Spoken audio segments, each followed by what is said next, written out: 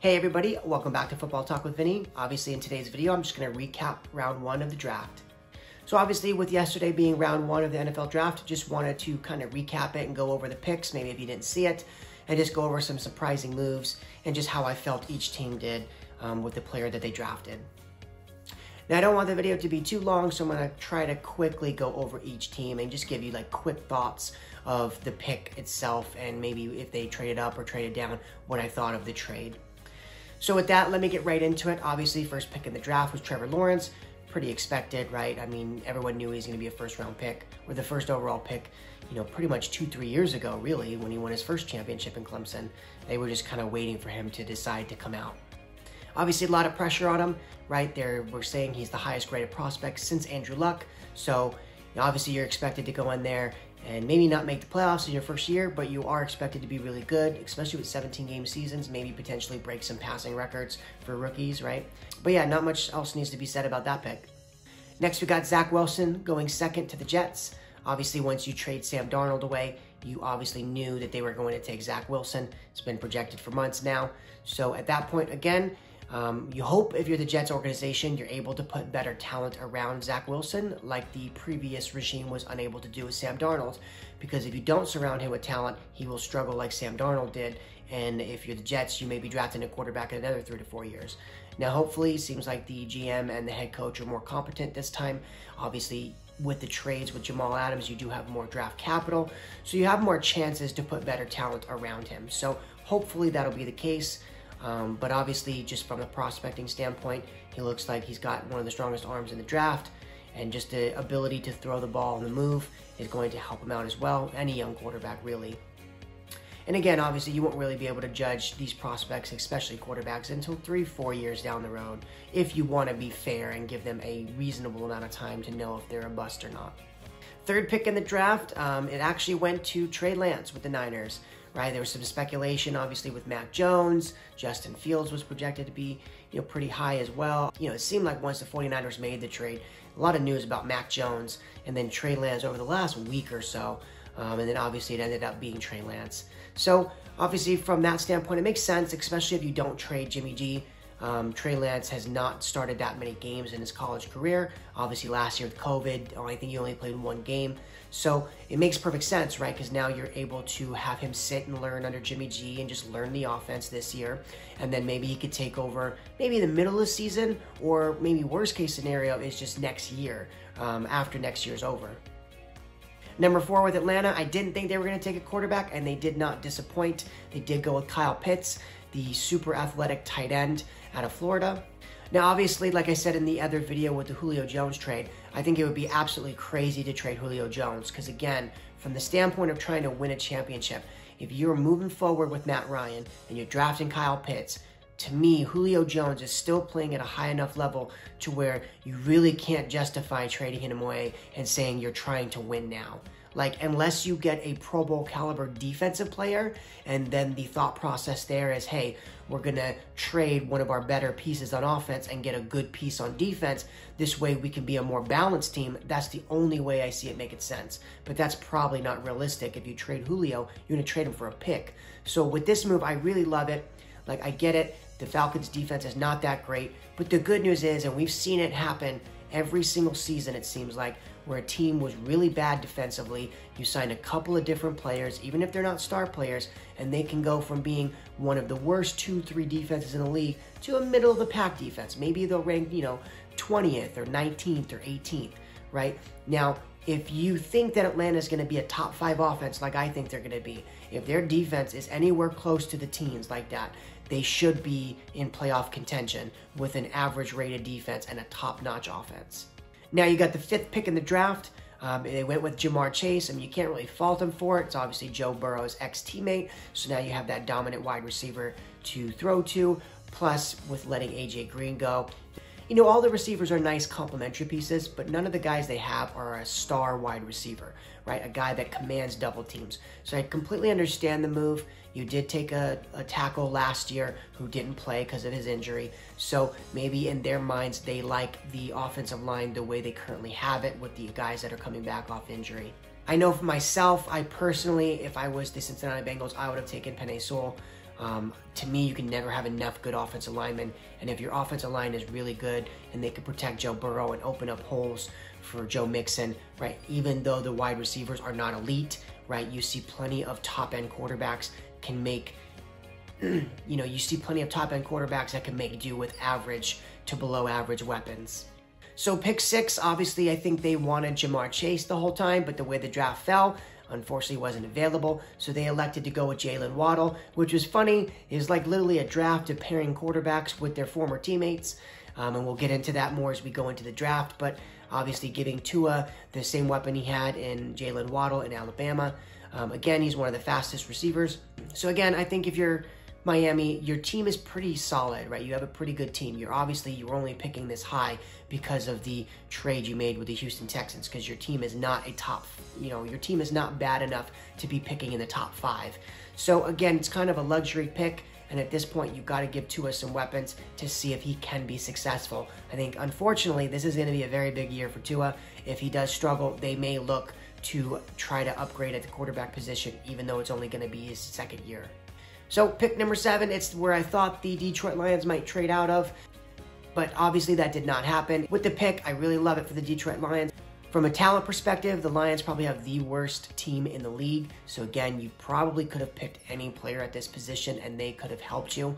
But I do like taking the offensive lineman. Like I said, just the way that I personally would like my team to draft is from the inside out, right? You want good interior players, offense, defensive lineman. Then you go maybe quarterback, tight end, and running back, also linebacker. And then you go out to the wide receiver, safety, corner positions. That's just me personally, though.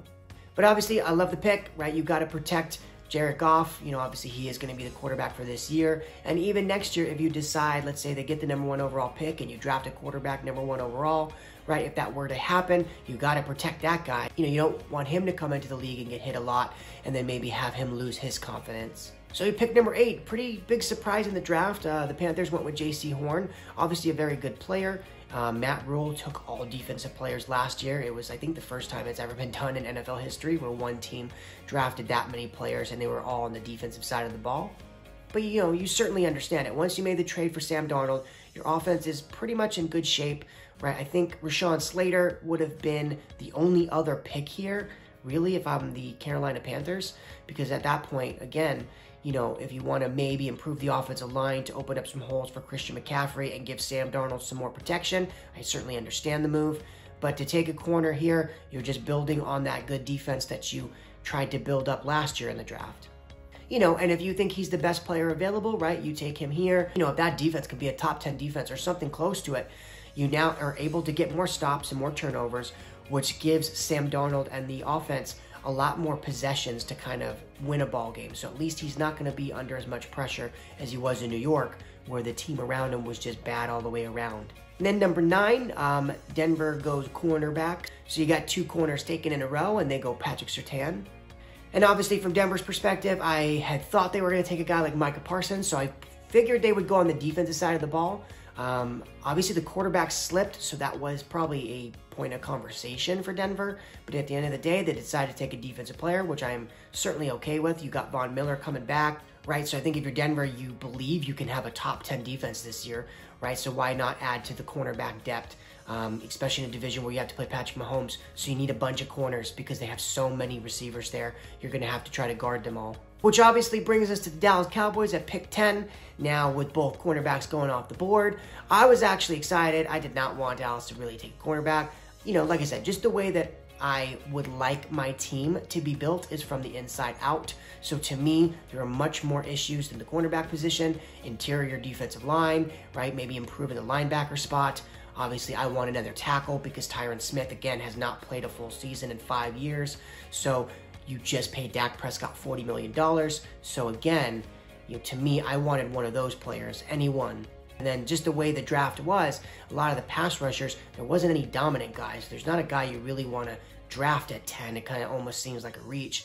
So I think at the end of the day, with them deciding to trade the pick to the Eagles at 12, right, it was a little weird when you traded the Eagles, right, a team within your division, but it makes sense because if you're the Dallas Cowboys, let's say that Devontae Smith turns out to be a great receiver. It's not like in 10 years, you're going to say, well, Dallas really screwed that up because you allowed a team in your division to take him because a team in the division was already going to take him, right? If Dallas stays at 10 in drafts, then Devontae Smith just goes to the Giants at 11, right? So the only thing that changes is instead of having to play him when we play Philly, we're going to have to play him when we play the Giants. So from that perspective, I can understand what Jerry Jones was thinking, which is, hey, he's going to go in the division anyways. We're going to have to face him twice a year. Might as well trade back 2 spots, pick up an additional 3rd round pick, and get a guy that we think is going to be there at 12.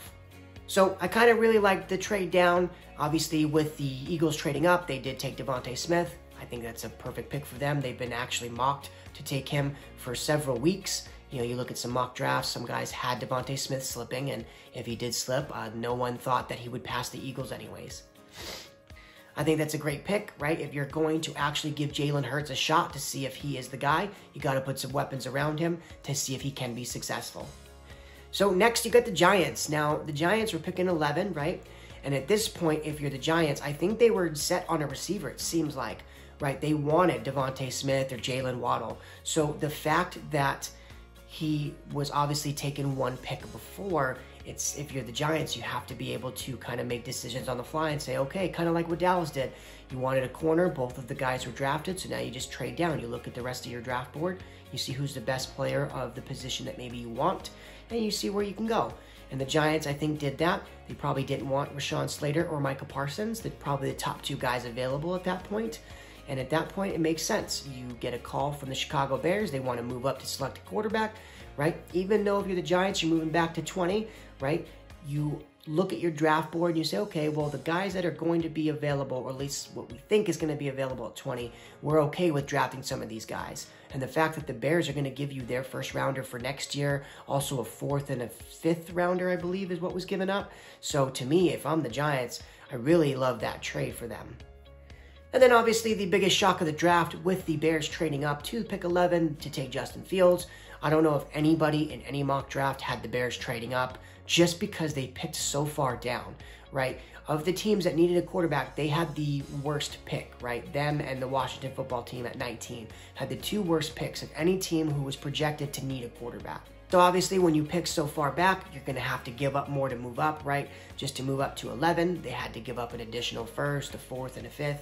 So again, that's a lot of draft capital, but also from the perspective of the Bears, if this guy works out and Justin Fields is the answer at quarterback, no one will care that you gave up an additional 1st round pick, especially from Chicago's standpoint, which it seems like the quarterback position has never been solved, which again, I think Jay Cutler was a good option for a couple of years. I think a lot of people forget that, but still, you know, nonetheless, you need a starting quarterback, and if you're the Bears, you haven't really had one in such a long time. So again, I really like the move. I think obviously for Matt Nagy, it's really tough for him because if you don't win this year, you're probably gone. So you almost have to kind of start the best quarterback. So if Andy Dalton's better to start the year, you're going to have to go with Andy Dalton, and you're going to have to wait until you see it in training camp or in practice that Justin Fields is actually the better quarterback, because you don't have time to have a growing pains year this year, because then you're going to get fired and the new coach that comes in is going to get the benefits of Justin Fields. Now, I certainly understand the pick, though, because if you are Matt Nagy, if you can make the playoffs and Justin Fields can show some promise, you're probably not getting fired, right? Because at that point, you would have made the playoffs in back-to-back seasons. You would have a young developing quarterback that the franchise hopefully will all be able to get around, and at that point, you will save your job. So now it gives us to pick 12 with the Dallas Cowboys again. Obviously, for myself, I wanted Rashawn Slater. I had actually mocked him there at 10. Like I said, to me, drafting the offensive lineman, especially when you paid your quarterback $40 million, to me was more important. But obviously, Dallas did not feel that way. They passed on Rashawn Slater pretty much 2 times, right? And at this point, they took Micah Parsons, which when I heard the name, I was disappointed that I didn't hear Rashawn Slater, but I also was happy that I didn't hear a cornerback come off the board or anything like that. Again, when you take a linebacker like Micah Parsons, I mean, realistically, he was probably the most athletic defensive player in the draft, right? I think from a prospecting standpoint, he was the highest rated defensive player in the draft.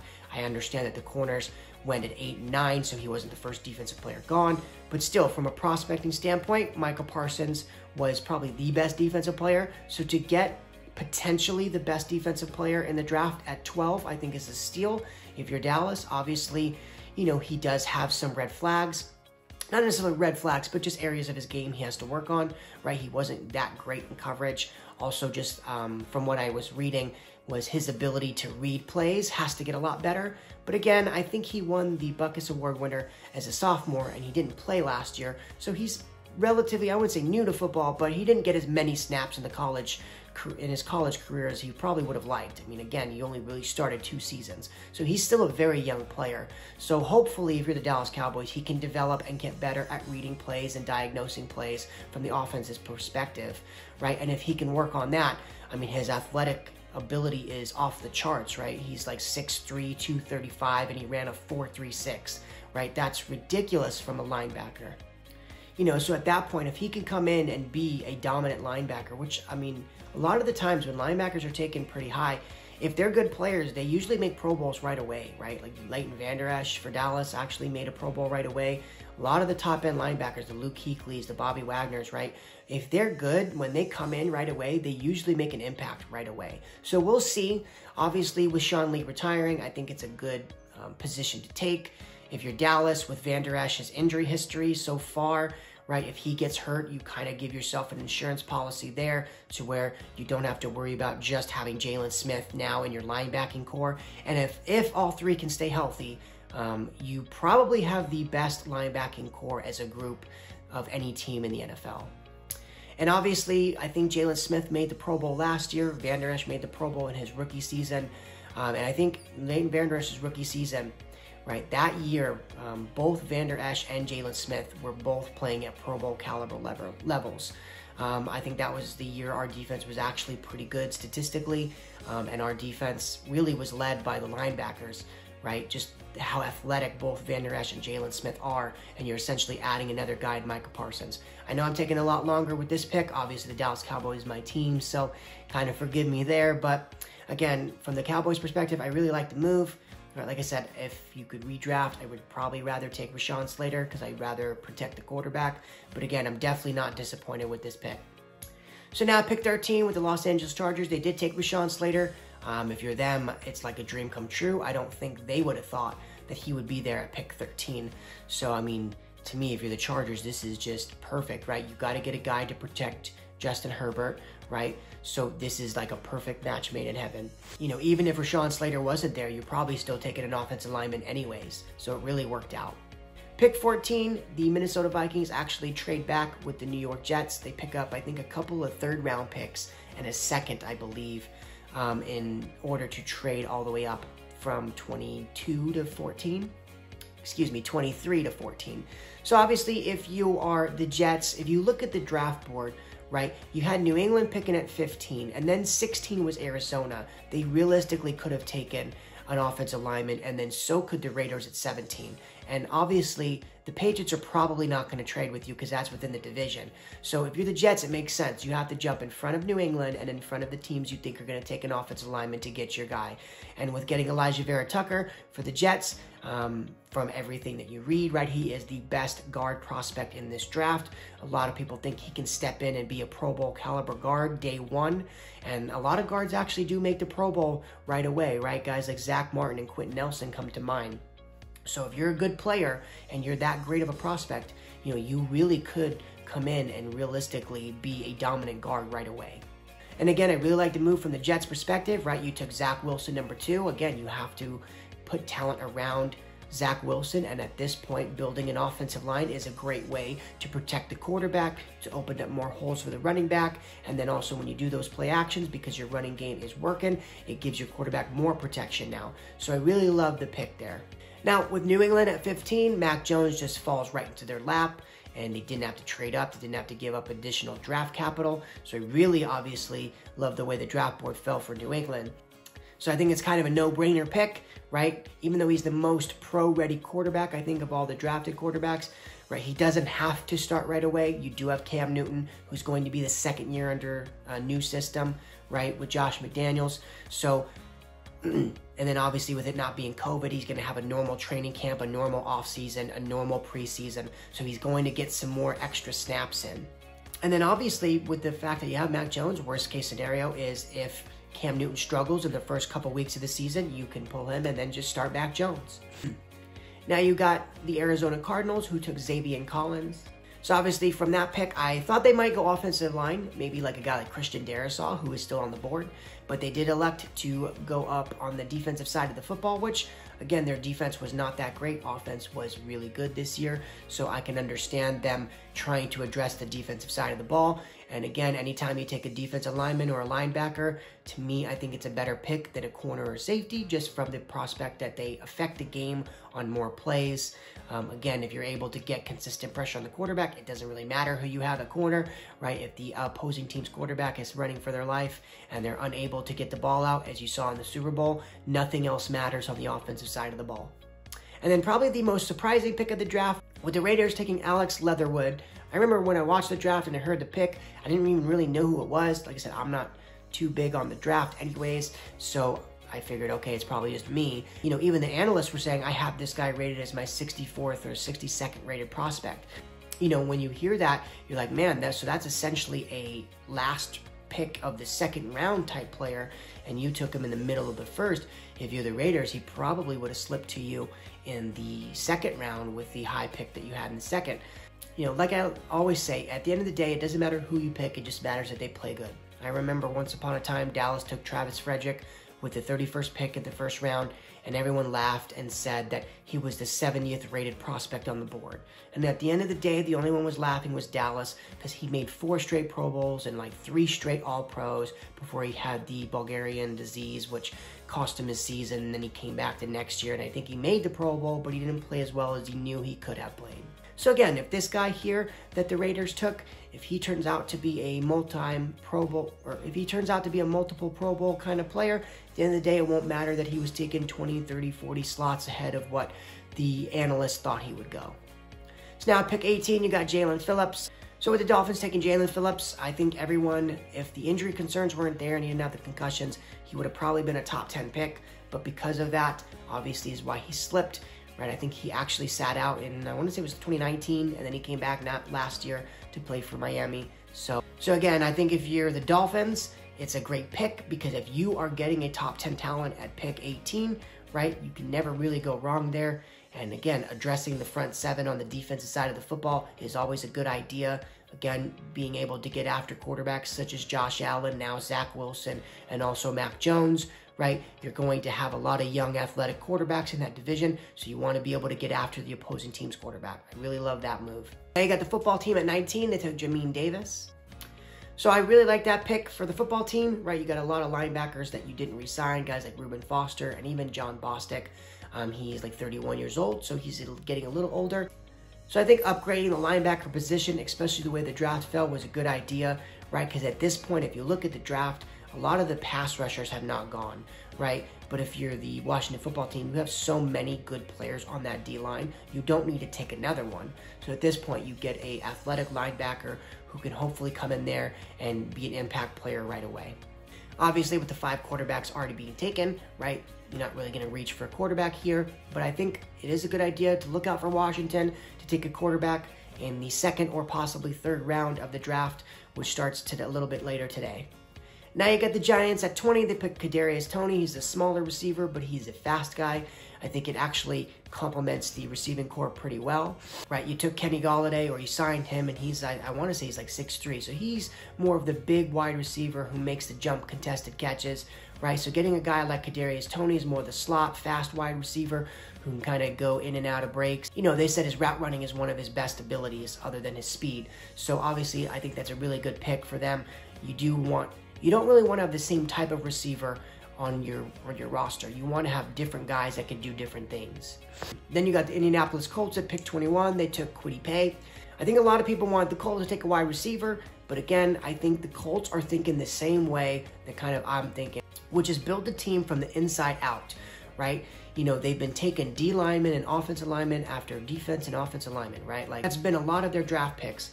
You know, even though people want them to take a wide receiver, right, you can address that position in other areas, right? Maybe use your 2nd or your 3rd round pick to bring in a wide receiver, right? Sign a guy in free agency, right? But to take a first-round pick on him when you could take a pass rusher, which, again, I think he affects the game more so than a guy, you know, at the same kind of skill level at their respective positions from the wide receiver position. So pick 22, you got Tennessee taking Caleb Farley. I think in my mock draft, I had Chicago taking him at 20 because I said to myself, you know, eventually he's going to slip so far down to where it's like, hey, if he was healthy, he would have been the #1 corner in the draft, right? I think every mock draft had Denver taking him at 9 and had us taking Patrick Surtain at 10. So obviously with the back injury, it did drop him down draft boards. But eventually, because he was, I believe, medically cleared, eventually it gets to a point where you're like, hey, you know, even if he doesn't play a full year this year, right, again, you're not taking a first-round pick hoping he plays his rookie year. You're hoping he has a good career with you. So now you got Minnesota at 23, who did trade down. They ended up taking Christian Darrisaw, which I really like the move, because if I was Minnesota at 14, I probably would have thought about taking an offensive lineman, right, to protect Kirk Cousins and open up holes for Dalvin Cook. So again, yes, sure, you didn't get Elijah Vera Tucker, but you got a tackle, and you moved back enough spots to where you picked up a bunch of draft capital in the form of a couple third-round picks. So obviously, we'll have to see what those guys turn into, or those draft picks turn into. But the fact that you were able to dress the offensive line and move back in the draft, I think it's a win-win, kind of like what the Giants did in moving back and still getting a wide receiver. Now at 24, you got the Pittsburgh Steelers. So the Pittsburgh Steelers went with Najee Harris, which you definitely can't blame them. They were the worst rushing attack in the league last year. Now, I don't think Connor is a bad running back. I just think their offensive line got old, so I think it's going to be very interesting to see who it was. If Najee Harris comes in and is really good, and their running attack goes from being ranked 32nd to probably the teens or even higher, right, then you'll say, okay, well, Connor just wasn't getting the job done. If Najee Harris comes in and he struggles too, I think it'll be a point where everyone is going to say to themselves, man, we probably shouldn't have taken Najee Harris first, not because he's not a good back, but because our offensive line is so poor now because it's getting old that even a good running back can't be successful behind a bad offensive line. You know, the example I like to use whenever I start talking about the running back position is DeMarco Murray, right? Obviously, if you're a Cowboys fan, you know who that is, right? He literally led the league in rushing in 2014. I want to say he had 1,850 yards or 1,800 and change, right? So he was the best back in the league that year. He doesn't re-sign with Dallas because Dallas opts to not really pay the running back position, and he goes to Philly. He signs a big long-term deal with Philly, and he absolutely struggles. And it wasn't because he wasn't a good back. You know, the very next year he goes to Tennessee, and I think he puts up 2 or 3 consecutive years of 1,000+ yard seasons. So it wasn't because he wasn't a good back. It's because at that time, the Eagles' offensive line was porous. And again, as a running back, you're only as good as your offensive lineman. Not everyone is Barry Sanders, where it doesn't matter who your offensive lineman is. He's going to run left and right, and just juke everybody and score a touchdown. So I think it'll be interesting to see how well he does his first year. Obviously, I think he's a very good player. I'm just saying from the perspective of the Pittsburgh Steelers, the offensive line is so bad that we're going to have to just find out. Now, at pick 25, you got Jacksonville taking Travis Etienne, obviously the teammate of Clemson quarterback Trevor Lawrence. Obviously, now you're bringing in Trevor's teammate. I'm not sure how the move really works out because the running back you had, James Robinson, was really good last year. So yeah, I'm not really sure if running back was a position of need, right? Again, now if you think he's going to be that special of a player, obviously it is what it is. You have to look at your draft board and trust your draft board and take the guy you think is going to be the best player. But I thought you definitely could have gone a couple of different ways, right? You could have gone with another offensive lineman to try to protect Trevor Lawrence. You could have gone with one of the pass rushers. There's still a lot of them available to beef up the defense. So I think there's a bunch of different ways you could have gone. Again, that being said, I don't really hate the pick. I just think you already had a good enough running back. Man, I feel like this video is taking forever. Obviously, with me having to stuffy nose, I'm having to stop a lot, but hopefully when I end up editing this video, it's not too long. But let me get back into it. So you got pick 26 with the Cleveland Browns. They took Gregory Newsome. Obviously, I think if you're Cleveland, you have a lot of talent pretty much at almost every position. You know, and I think from Cleveland's perspective, once you signed your Davion Clowney, you didn't really have as big of a need at the defensive end position to play opposite of Myles Garrett. So I think that was a huge signing. So now you're able to grab a corner, which will now help out the back end of the defense. Because I think your front seven, if you're Cleveland, could be very good this year. And if your front seven is very good, it's going to make the back end even easier for them because they're not going to have to cover for as long. So adding more talent to the secondary can only help in terms of making big plays when the quarterback is under duress. So now you got the Ravens at 27. They ended up taking Rashad Bateman, the wide receiver. Obviously, I love the pick, right? You were not really able to sign guys that you thought you were to got at free agency at the wide receiver position. So you're going to have to address it in the draft. And again, giving Lamar Jackson more weapons to see if he actually can improve his passing. I think with the weapons that the Baltimore Ravens have, it's kind of unfair to say that Lamar Jackson is not as great of a passer when you're not giving him the guys to actually get open on a consistent basis and to win one-on-one battles. Again, to me, until you can surround your quarterback with the sufficient weapons to where you can actually judge if he's playing good or is he playing bad, I think it's kind of unfair to judge the quarterback. Now you got the New Orleans Saints at 28. They took Peyton Turner. So he's a defensive end as well, who I guess has been rising up a lot of teams' draft boards in the recent weeks. But again, if you're New Orleans, you're pretty much stacked at almost every position except for maybe quarterback. They have one of the most talented rosters in the entire NFL. So getting another pass rusher always helps, right? You're going to have to get after Matt Ryan, Tom Brady, who's not really mobile, and also now Sam Darnold in Carolina. So I think anytime you can add a pass rusher to try to get after those quarterbacks, it's a good idea. So now at pick 29, you got Eric Stokes for the Green Bay Packers, a cornerback. Again, a lot was made during the draft, before the draft, of the report that came out that Aaron Rodgers no longer wants to play for the Green Bay Packers. I mean, when I heard that story, I'm like, yeah, I mean, I don't think that's kind of a new thing other than the fact that he's verbally saying it. But if you're Green Bay, like, you don't have to trade him, and the fact that he is 36 years old, I think in like Deshaun Watson's case, it's better because Deshaun Watson could sit out a year and he's still young. If Aaron Rodgers sits out a year, right, like he doesn't have many years left. So sitting out a year for him is more crucial. I don't know if he's going to be willing to do that. So at the end of the day, if you're Green Bay and you say, you know, we're just not going to trade you, you know, you can sit on the bench and you can host Jeopardy all season long for all we care, right? If you're Green Bay and you play that move, Aaron Rodgers kind of has no recourse, right? He can do Jeopardy and sit at home. So now you got pick 30 with the Buffalo Bills. It took Gregory Rousseau.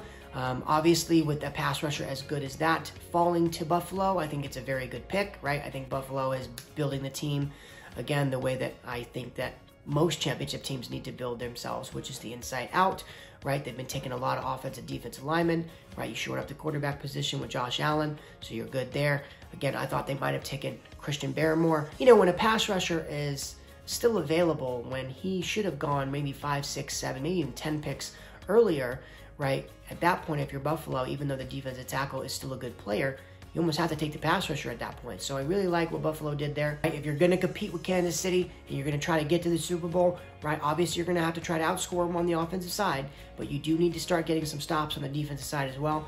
And getting a pass rusher, as you saw in the Super Bowl, it's the best way to neutralize a good quarterback. So with the Baltimore Ravens' second first-round pick, they took Jayson Oweh. I'm probably pronouncing that last name wrong. I did hear it during draft day. I forgot the pronunciation of it. But anyways, let's get into the pick, though. I think it's a good pick for the Ravens, right? You lost a guy like Ngakoue, so you do have to replace him with another pass rusher. So I think, and also you lost Judon, so you lost a bunch of pass rushers. You know, you're going to have to try through the draft to really, you know, upgrade that defensive end position and that defensive line. So I really like the move there. Obviously, if you are the Ravens with the Orlando Brown trade, you essentially traded a top tackle in the draft, or you essentially traded one of your top end tackles to replace him with a front interior defensive lineman. So I really don't hate the pick. If this guy can come in and be a Pro Bowl caliber defensive end, you really won't be too upset that you traded a Pro Bowl caliber tackle. And then the very last pick in the draft, they took Joe Tryon with the Tampa Bay Buccaneers. So again, I like the pick because you're trying to beef up that defensive line, right? He's an outside linebacker / pass rusher. So again, you got guys that are a little older, guys like Jason Pierre-Paul, Ndamukong Suh, right? They're a little older. They're probably not going to play for too long. So starting to get some young pass rushers, some young defensive linemen in, I really like that because again, when those guys, you know, maybe retire or their play no longer warrants them being on the team, you won't have a huge drop-off in talent from drafting some defensive linemen now. So before I wrap up the video, I just want to talk about maybe some surprises in the draft and just some winners and some losers. Not really winners and losers, just who I think did a really good job and which picks I really liked the most. Maybe which picks I didn't like as much. Now, obviously, it would be very easy to go with the teams that had 2 first-round picks, so I'm just going to kind of just try to base it off of a singular pick. So for me, one of the teams that I thought did very well was the Jets. Not because of Zach Wilson, obviously you knew you were going to take him, But to trade up into the draft from 22, 23 to 14 and get the best guard in the draft, I think is a very big win, right? Again, for most people, it's not a sexy pick because it's an offensive lineman, so no one really cares to talk about it. But if he comes in and he plays like Zach Martin or Quentin Nelson, guys that were drafted pretty high as guards, if he could play anywhere close to that, right, that'd be a huge steal in this draft, right? And you'll look back and say, man, like with the Jets to get a quarterback and then get a guy that's that good at the guard position that can protect, I think it's a very good pick. And even if he's not that great, if he just makes a couple Pro Bowls and he's just a good, solid player, I still think it's a very good pick for them, right? Because at the end of the day, protecting the quarterback once you pick him number 2 overall is a huge area of need. Obviously, some other obvious ones was Chicago trading up for Justin Fields. Obviously, is a huge get for them.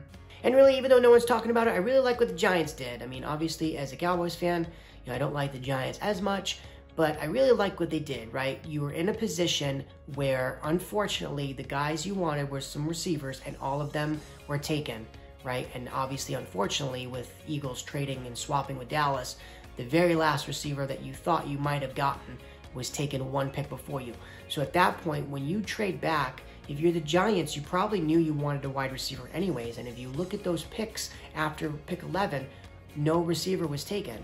So essentially, if you're the Giants and you thought Kadarius Toney was your guy, you would have taken him at 11. So the fact that you move from 11 down to 20, you pick up a couple additional picks plus a first rounder next year from Chicago, which again, even if Chicago makes the playoffs and they're a good team, that's still, you're going to be picking in the 20s. So you're going to have your own pick and a pick in the 20s. That's going to be huge for next year. Obviously, because it's next year, you don't look at it as so much of a win, but I really think that is a huge win for the New York Giants. And then a couple picks that I wouldn't say like were bad picks. I just maybe are questionable. Maybe I would have went in a different position.